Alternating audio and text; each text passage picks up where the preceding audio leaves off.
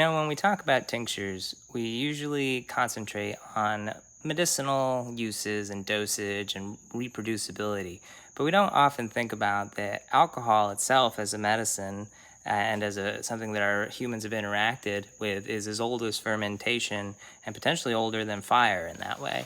And the line was kind of blurred for the longest of time between what was perhaps recreational and also necessarily medicinal. Things weren't necessarily as almost drugified as we make them now in our modern pharmaceutical age, where everything's concentrated and extracted. And even they didn't have liquor for the longest time until distillation was discovered. So beer and mead and other fermented drinks and things, they were food, they were nutritious, they were probiotic, and a lot of times, and there was a whole culture around making intentionally medicinal and also recreational drinks. So earlier today, I harvested some moringa leaves as I was taking a cutting off the tree and transplanting it.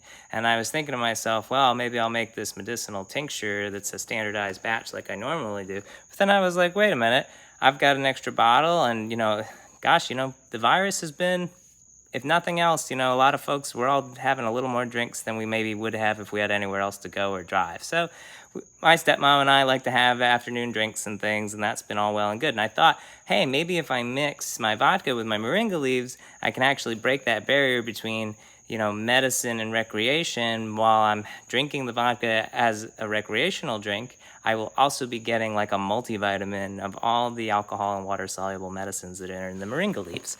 How cool is that? And so I filled this bottle full, and now in this case, you don't really have to worry about it. And you could do this with a vanilla bean. A friend of mine, dear friend from childhood, was like, one time I was telling him about tinctures, and he's like, oh, I've done that with a vanilla bean, like made vanilla-flavored vodka. And I was like, yes, you did make vanilla-flavored vodka, but you also made a vanilla tincture. And it's just a human word box to think about. It's the same process no matter what. So here I'm going to have some really cool infused vodka with moringa, and then I'll have that with my sundowners and screwdrivers and all the other things I could possibly want for recreation in addition to medicine. It'll help keep me strong in that way.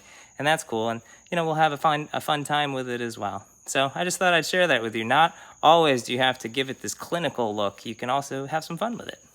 Okay, for you who like to see the doing of the thing, here's me pouring vodka into moringa, and this is now a moringa tincture, except I'm also going to give it just the mentality that it's also for recreation. And so it's funny because we were talking about how this is actually not a new concept in any way, shape, or form, and I happen to be pouring it into a gin bottle.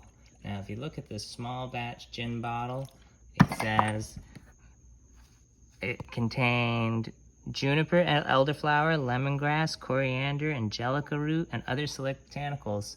And so that's the wonderful thing. I really like gin as well because it's often actually just this concept. It's an infused liquor. And so we're gonna pour this in here, and this is nice gluten-free kosher vodka.